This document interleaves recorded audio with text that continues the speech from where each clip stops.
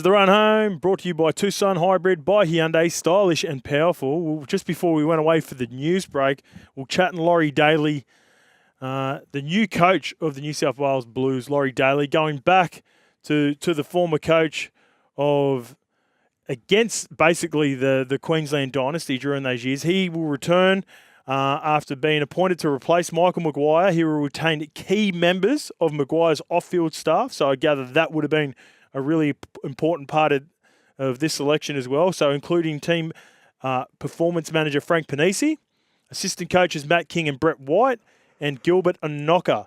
He is the role as leadership coach. So you've also got Craig Bellamy. So you've got Bellamy and Panisi, which has worked so well for the Melbourne Storm for the last 20 years. Whether you're sold on, as a New South Welshman, bringing back Laurie Daley because of the probably lack of success that he had as a coach during that period. Geez, it's a pretty decent support staff in terms of the assistant coaches that were there last year that worked well with Madge, and then you also bring in a guy like Craig Bellamy who's got a great relationship with Frank Panisi, and he's almost getting a second go at it as well. I wonder how involved Bellamy will be in camp. That'd be really interesting, because if you got him rolling around camp, that's a different vibe than if you've just got What's your gut feeling on the situation? I reckon he'll be there he'll be there where the cameras can't see. So I think he won't want to be seen by the cameras a lot. However, I actually think that Daley will lean quite heavily on him as almost like an aura of this guy's backing me, so if he's willing to back me, you should back me kind of thing. Even though Laurie Daley shouldn't have to do that. It's bloody Laurie Daley. But there's a reason you bring Craig Bellamy in, because every player in the NRL right now, even if you're playing for Penrith right now, if Craig Bellamy walks in the room, he's got that presence. Exactly, so... My gut feeling is I think Craig is obviously going to be communicating with Laurie, throughout the season, leading into Origin, obviously a lot, talking about certain players. I think that there'll be still a strong focus from Craig for Melbourne Storm all the way until that final weekend, whenever he may play. So just say, for example, they play Friday night, Melbourne Storm. Once they have recovery and they start building towards the Origin before the following week, I think you see maybe Craig Bellamy start flowing in, because the priority still for Craig Bellamy, even though he's an advisor now, would be the Melbourne Storm, right? For sure. I agree. I think he comes in like a Sunday, Monday. Yeah, for sure. Gets there for captain's run. And honestly, it might be 1 or 2 nights. Like, I'm not talking about every day he's rolling around the camp. And I just reckon it's more just for that impact of, if you're in a camp and Craig Bellamy walks in and he gives you a speech and then he's at training the next day, maybe for one day, it's almost a bit like when Ivan Cleary was in the box. Just that extra... I don't know, just the current coach, a lot of players react to it. So I agree with you, mate. I don't think it'll be all year where he's like, Storm will be number 1, but I do think that when that camp comes around, he'll be there at least 1 or 2 days. I mean, I could be wrong, but yeah. And I'm glad you mentioned the Ivan bit, because one of the parts that I loved or worked well for when Freddie had Ivan in the box, and it's only a small detail, but it means a lot. These little things that, coaches who don't coach regularly, they're not, up to date with how a plan, you could have a plan going into a game, but how many times do we know whether it be HIA, whether it be a 10 in the bin, whether it be an injury, that players go down, and having a coach that coaches week in, week out for substitutions, I think low key that's going to be a real benefit for Laurie from Craig, like it was, I think, just having Ivan sitting behind Freddie in the box.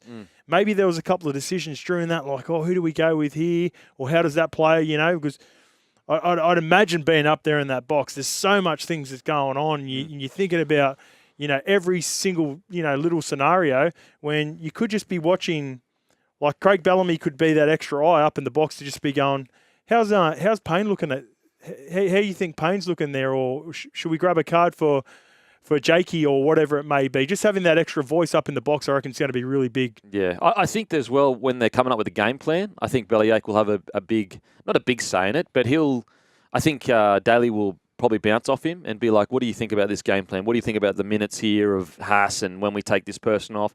I think he'll help in that regard as well.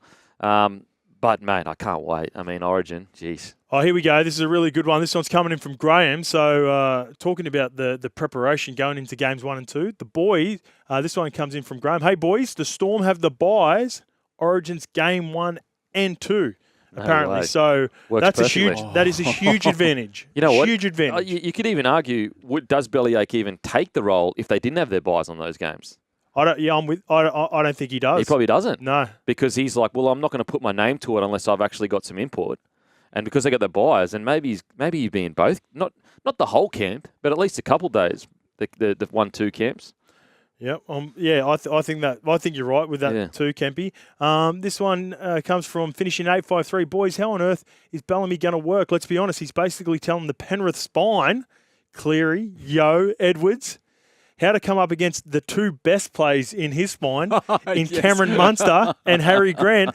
And that, for me, that was an underrated, or not underrated, but I reckon that would have been a really tough proposition for him back when he coached for a couple of seasons for New South Wales as head coach against Slater, against Cronk, against Cameron Smith, because how much information did he want to give to the New South Wales, like Gallen, Greg Bird? Like, does he want to be giving them the information that could come back to bite him against it's Melbourne? Bizarre, isn't it? It's a super unique situation with having a guy like with Bellamy. It's a conundrum for Billy, isn't it? Like, how many Storm players am I picking and in what position? Like, Xavier Coates. What I find really interesting is that I did feel that when Freddie was coach, and it worked to a degree for his first few years, it definitely worked. It was very Penrith orientated, like the game plan. Yep.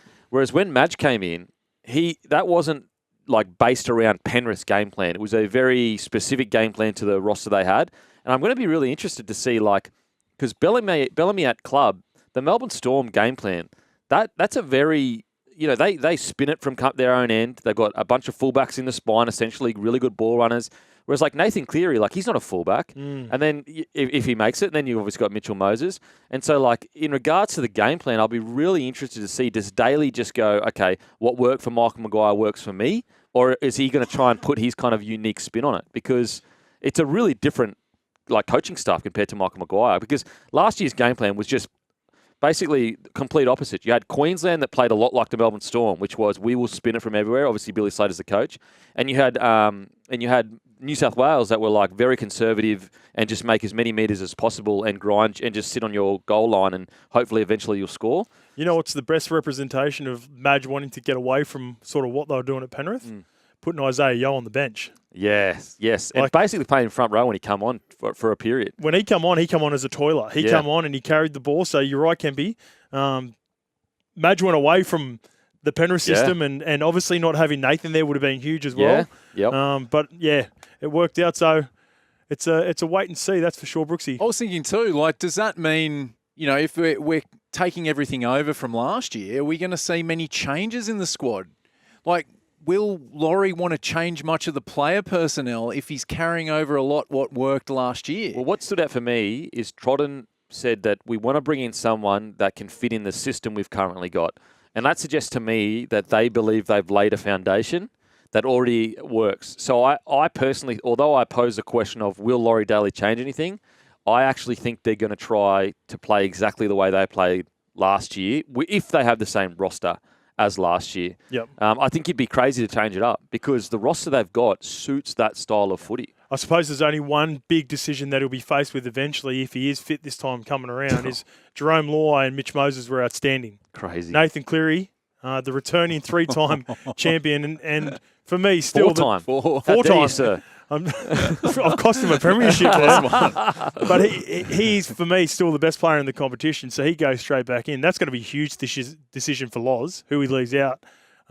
It's honestly, it sucks for Loz because, like, whoever he leaves out, if they lose, they're just going to point straight to that. Yeah. So, like, it's like win or basically get told that you made the wrong selection. But what is the right selection? It really, you could go either way. Like, both have merits. The 4-time premiership winning half that has won Origin series, or the guy that got the job that done the year before. I don't envy Daley at all. Will you let us know? I think for me, Nathan's a lock. If he's fit and he's there, he plays, and then they're figuring out between Jerome and Mitch Moses who plays 6. Let us know on the text line or give us a call who you think will be in the halves and who Laurie picks. We'll take a break now and we'll get to some calls after the break.